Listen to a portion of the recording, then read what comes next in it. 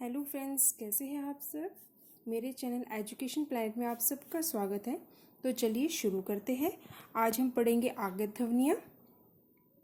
तो आगत ध्वनियाँ क्या होती है, देखिए। अगर हम शब्द उच्चारण की बात करते हैं, आगत यानी कि आया हुआ, कहाँ से आया हुआ, बाहर से आया हुआ। तो आगत ध्वनियाँ कौन सी हो जाएंगी, जो हमारी हिंदी भाषा में तो प्रयोग नहीं होती, लेकिन अंग्रेजी, उर्दू, अरबी, फारसी जैसी भाषाओं के शब्दों के अंतर्गत इसका प्रयोग किया जाता है। तो चलिए सबसे पहले हम बात करेंगे अर्धचंद्राकार की। अर्धचंद्राकार का जो सूचक चिन्ह होता है वो यह होता है, और इस चिन्ह के आधार पर देखिए कि शब्दों में किस प्रकार से अंतर आ जाता है। बस इसमें ये याद रखना है आपको कि इस ध्वनि का प्रयोग केवल अंग्रेजी के शब्दों में ही किया जाता है। इसका उच्चारण आ, ओ, औ के बीच का होता है। जैसे देखो, अंतर देखिए, बाल, बॉल, ये अंग्रेजी का शब्द है, अर्धचंद्राकार लगा हुआ है, तो ये हमारी आगत ध्वनि है, आगत शब्द है, क्योंकि अंग्रेजी शब्द है। डाल, जो हमारी पेड़ की टहनी होती है, हिंदी का शब्द है। डॉल यानी कि गुड़िया। काल, काल मतलब समय। कॉल, काफी, काफी मतलब जो हम मात्रा की बात करते हैं, पर्याप्त। काफी, कॉफी। तो इस आधार पर हम क्या बोल सकते हैं कि इस अर्धचंद्राकार को लगा देने से हिंदी शब्द को हम अंग्रेजी शब्द में परिवर्तन कर सकते हैं।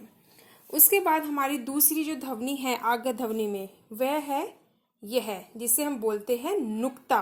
वैसे तो आप बोलेंगे कि जो क, ख, ग, ज, फ, ये तो हमारे हिंदी वर्ण है, लेकिन आप अगर ध्यान से देखेंगे तो मैंने इनके नीचे नुक्ता का प्रयोग किया हुआ है।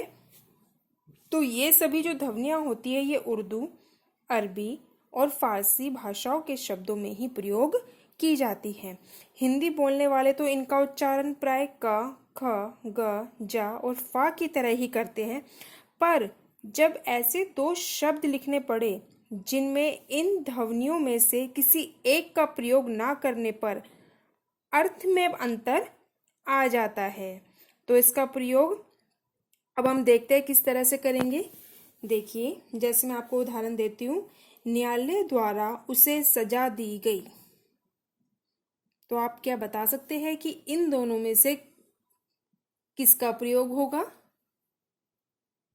इसका प्रयोग होगा, क्योंकि सजा का अर्थ क्या होता है, सजना, संवरना, और यहाँ सजा का अर्थ होता है दंड। तो देखिए किस तरह से नुक्ता लगा देने से अर्थ में परिवर्तन आ जाता है। उसके बाद दूसरा उदाहरण है जरा। जरा, जरा का अर्थ होता है बुढ़ापा, बूढ़ा।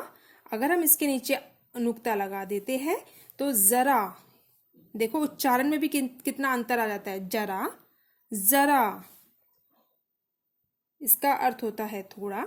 उसके बाद नेक्स्ट उदाहरण है हमारा खाना। खाना यानी कि भोजन, जो हम भोजन ग्रहण करते हैं, और अगर हम इसके नीचे नुक्ता का प्रयोग करते हैं तो खाना की जगह खाना, खाना, जो कि खाने का अर्थ क्या होता है, खाना, घर का हिस्सा या फिर हमारी अलमारी का हिस्सा।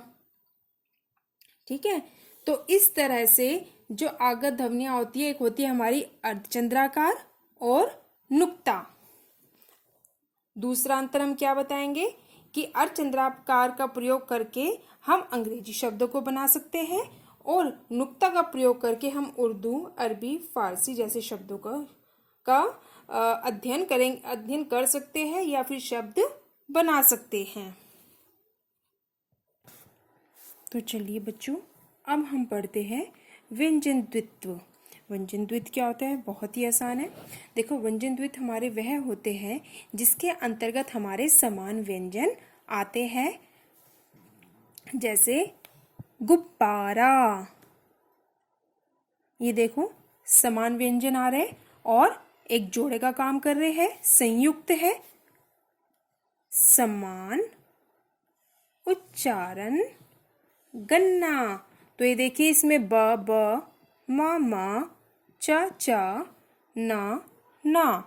तो ये एक ही जो वर्ण है वो 2 बार आ रहे हैं और एक संयुक्त व्यंजन का काम कर रहे हैं।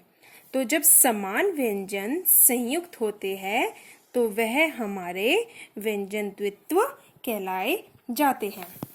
चलिए अब मैं आपको एक महत्वपूर्ण बात और बताती हूँ। मैंने जब आपको स्वर और व्यंजन पढ़ाए थे तो शायद मैं उसमें आपको बताना भूल गई हूँ। जो हमारा का वर्ग, हमारे व्यंजन के अंतर्गत जो हमारे 5 वर्ग आते हैं, का, च, ट, ता, पा, उनका जो आखिरी वर्ण होता है का, च और ट वर्ग का, यह इनसे कभी भी शब्द शुरू नहीं होते। यही कारण है कि इनका कभी भी स्वतंत्र रूप से शब्दकोश में कोई शब्द नहीं मिलते। क्यों? क्योंकि यह जो तीनों वर्ण होते हैं यह हमारे अनुस्वार की तरह प्रयोग किए जाते हैं। उसके बाद हमारी 2 ध्वनियां और थी, उत्क्षिप्त व्यंजन जिसे हम बोलते हैं। इनका प्रयोग हमेशा मध्य में या फिर अंत में किया जाता है। इनसे कभी भी शब्द शुरू नहीं किए जाते। तो चलिए आप इसी तरह से जो मैंने आपको व्यंजन द्वित्व कराया है उससे नए नए शब्द बनाइए, और साथ ही मैंने आपको जो आगत ध्वनियों के अंतर्गत अर्धचंद्राकार और नुक्ता का प्रयोग बताया है उससे भी आप नए नए शब्दों का बनाइए और उसका प्रयास कीजिए। अगर आपको कोई भी इसमें डाउट हो तो आप मुझसे पूछ सकते हो कमेंट बॉक्स में जाकर, और नए नए शब्द बनाकर इनका अध्ययन करोगे तो ये बहुत जल्दी आपको याद हो जाएंगे। अब हम अपनी नेक्स्ट वीडियो में सघोष अघोष का अध्ययन करेंगे जो कि हमारे वर्णों से ही संबंधित है, और प्रश्न पत्र में इससे संबंधित प्रश्न अवश्य ही पूछे जाते हैं। तो चलिए अब हम मिलते हैं अपनी नेक्स्ट वीडियो में। तब तक के लिए आप इसका अभ्यास करते रहिए।